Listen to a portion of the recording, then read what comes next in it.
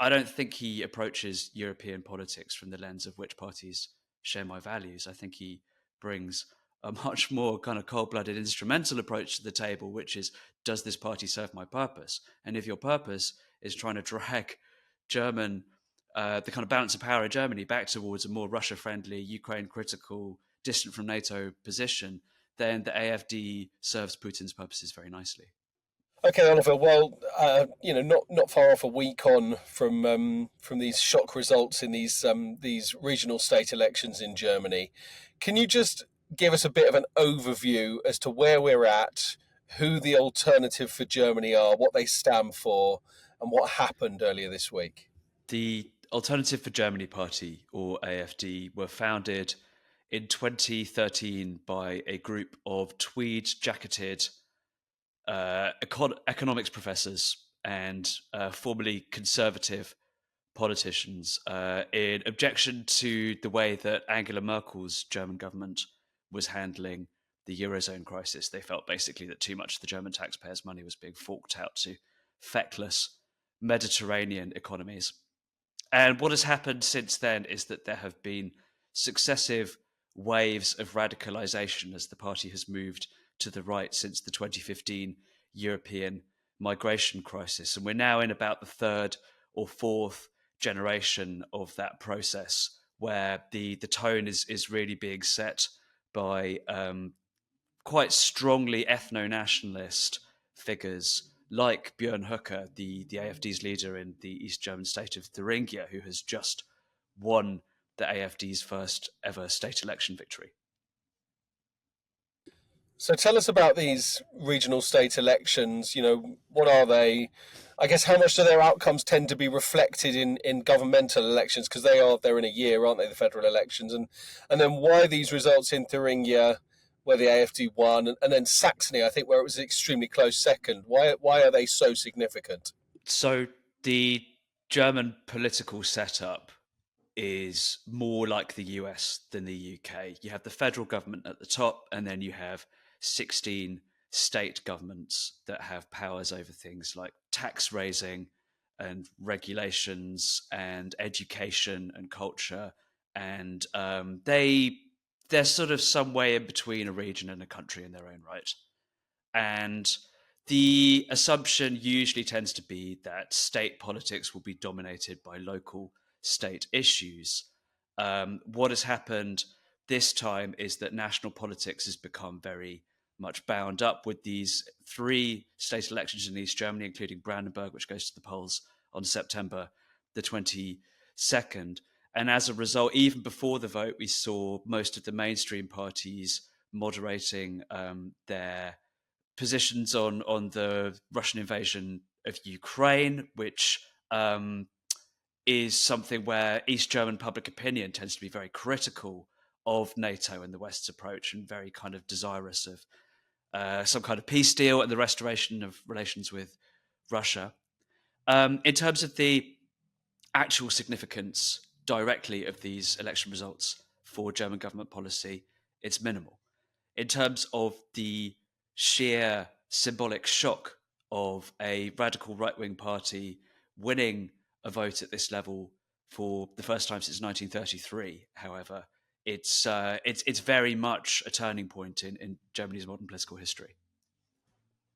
Yeah, I mean, in your piece, you know the wording you put is that they're widely regarded as right-wing extremists. I would imagine there'll be plenty of people listening that would say, well, if a majority or a huge proportion, even in the minority, as it were, are voting for them, can you really still describe that as an extreme position to have? Well, extreme is a relative term, right? And the reason why they are described as right-wing extremists is because Germany's domestic intelligence services, the Verfassungsschutz that was set up to prevent a repeat of what had happened in 1933 after the war, have ruled that they oppose what are regarded as basic tenets of the German post-war constitutional settlement, including about hate speech against minorities. You could make a case that the general dynamics of German public opinion have moved on and that the AfD is not the Nazi party. But at the same time, members of the AfD, quite senior members, consort with outright neo Nazis and members of various other very obviously right wing extremist movements. And Björn Höcke and other senior AfD figures in the East have routinely kind of toyed with rhetorical tropes from the Nazi era, things like Umvolkung, meaning the replacement of the indigenous population with foreigners, or the former Sturmabteilung slogan, Alles für Deutschland, everything for Germany, which Björn Höcke has been fined by courts twice this year for using. Is the narrative in Germany then, in German media, in the analysis of what has happened, that this is potentially the start of a slippery slope, that, that this, political taboo that has been breached here might be just the beginning of another slide into, I don't want to say Nazism, but something along those lines potentially? Right. So the AfD's position nationally is basically that it's hovering around sort of 17 to 20% of the vote, and much of the evidence suggests there aren't that many more voters that it could win over at present, unless there was some really big shock that turned more people to the AfD. So the concern is not so much that it's going to get a big electoral breakthrough at national level, as that its very large blocking minority, 33% of the vote in Thuringia, nearly 31% in Saxony, makes it very hard to get around. And that then lowers the barrier for other parties to start cooperating with it informally. And that what this leads to is the progression of a kind of creeping normalization of the AfD, where people think, well, actually, they make some pretty reasonable points, and we share their criticism of the net zero agenda, or we share their education policy, or whatever. So the concern among the AfD's opponents is very much that this is a big milestone on the way to the AfD becoming a regular part of the political furniture in Germany. It's interesting you say that, because if you are talking about sort of identifying with some of their policies, there's this new far left party in Germany too, isn't there, which also gained good support. And mentioned in your piece, they want strong immigration control to stop arming Ukraine. I mean, I guess if you support that, then you could have gone far left or far right, could you? Yeah, we actually have a piece on this party, the Zahra Wagenknecht Alliance, coming out in Saturday's edition of the Times, which takes a deeper dive into their policy agenda and the factors that are driving their vote, which are in many ways kind of complementary to, but also separate from the AfD vote. Much more focused on kind of redistributive economics, very focused on bringing back what they refer to as the partnership between Germany and Russia, and then quite critical of asylum policies, but not that much more radical than the mainstream conservatives.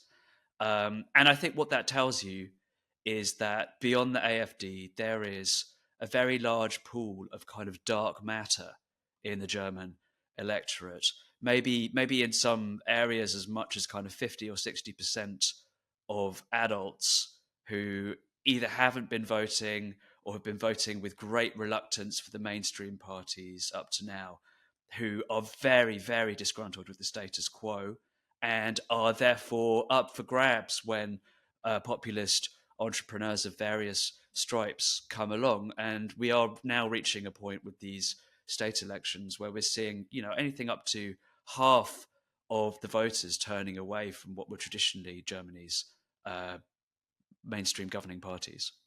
Do you think, Oliver, that the reason, even that we're covering this on a podcast with, mostly American or British listeners, but, obviously a global audience in general, but, people would say that generally around the world, even if you wouldn't necessarily call parties extreme, you think of Trump, who's possibly further from the centre than some politicians in America in the last 40, 50 years.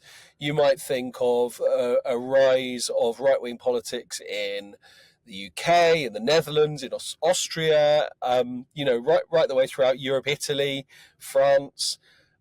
Do you think the reason that this is such a big story is simply because of Germany's history, and as you mentioned, this sort of political taboo that appears to have been breached, or is this a more extreme vote than any of those others I just mentioned? There are two parts to the answer to that question. The first is that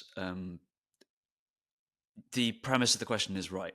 Germany has been weird in kind of political scientific terms for many decades. It's been almost a kind of fossilized system in that we have seen the old parties of the centre left and the centre right hold their vote much more stably than has happened in France, for example, or Italy, and that is in a kind of hybrid proportional representation systems. They haven't been propped up by first past the post as they have in the UK.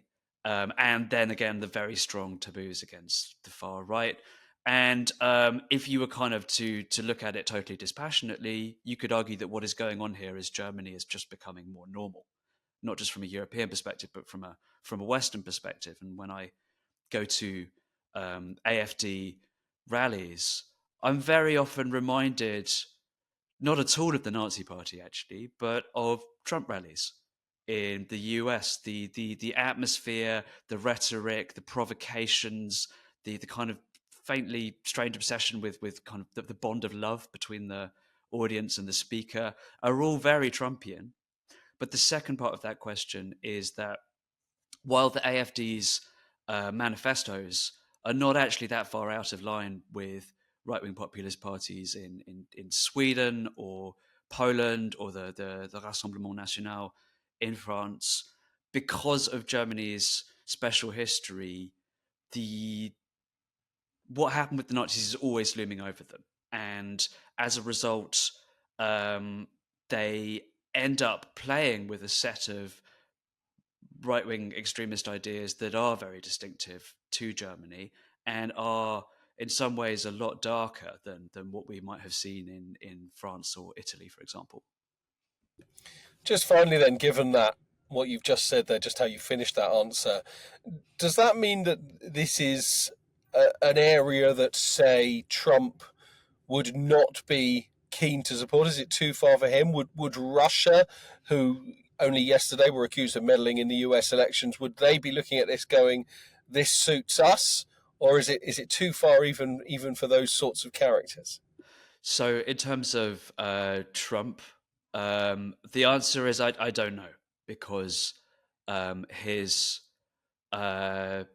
when he was in the White House, his government was extremely aggressive towards the kind of German mainstream, to the point where its ambassador to Germany did sort of strike up quite good relations with the AfD. Whether that would be the case under a kind of second Trump presidency, though, is hard to tell.